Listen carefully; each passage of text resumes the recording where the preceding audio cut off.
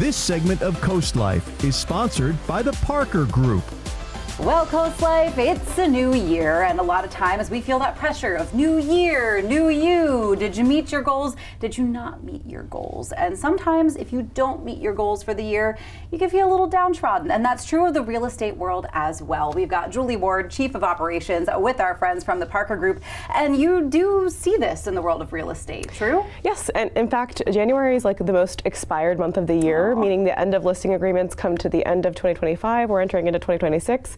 And it can be kind of depressing when you don't hit your goals. You poured all this love and energy into a home, and you're hoping that the right buyer would come along and find it, and unfortunately they didn't, or at least not any that it got in front of. Yeah. So there's a lot of reasons, and it's not always price. I feel like everybody harps on price. That's not always the reason why listings are unsuccessful. I think, when you think about listing your home, price is the first one. That's the obvious one that jumps to our minds. So we're like, oh, must be the wrong price. But as you said, that's not always the case. So what are maybe some of the other factors that might lead to an expired listing? So we want to look at presentation and promotion as well.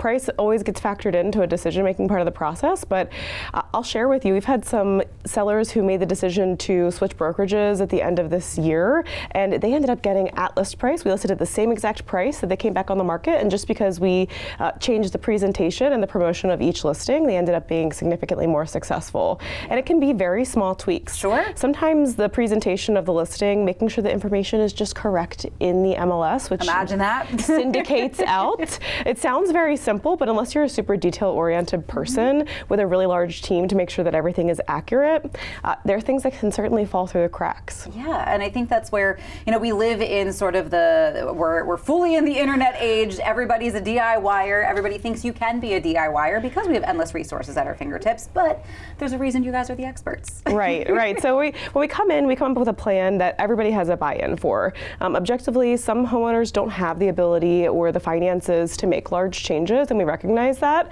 So we have some creative solutions there as well that we can sit down and talk with you about. But from there, we have to then talk about promotion. So we get the listing ready for the market. What actually happens when it goes on the market is equally as important.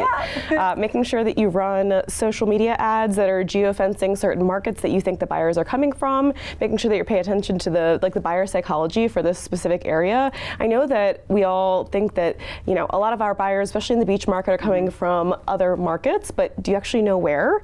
Is it DC? Is it New Jersey? Is it Pennsylvania? Is it Texas? You'd be surprised what the analytics say, and we have those analytics at our fingertips. And I think too, if you're anything like me at home watching this on the couch and you start hearing words like geofencing and your eyes start glazing over, you're like, yes, I know what that means.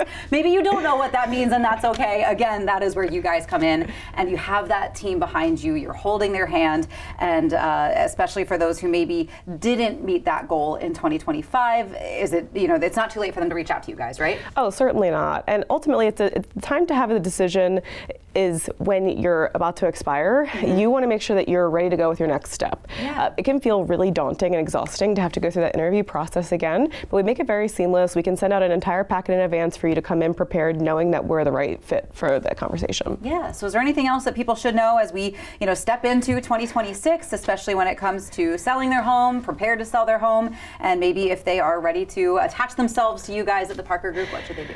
So they should first reach out to us, of course, but understanding exactly what you want in an agent is the most important first step. And that's something that you need to talk to about the decision makers in your household, whether it's your spouse, it could be your kids, whatever is most important to you all. You need to come down to what those deciding factors are for the right agent and for the right company first before you go out in the interview process. Otherwise, do you even know what you're selecting, or are you kind of getting swayed in one direction or another? Great question. So folks are ready to reach out to you guys at the Parker Group. What's the best way for them to do that? They can give us a call at the office, 302-217-6692.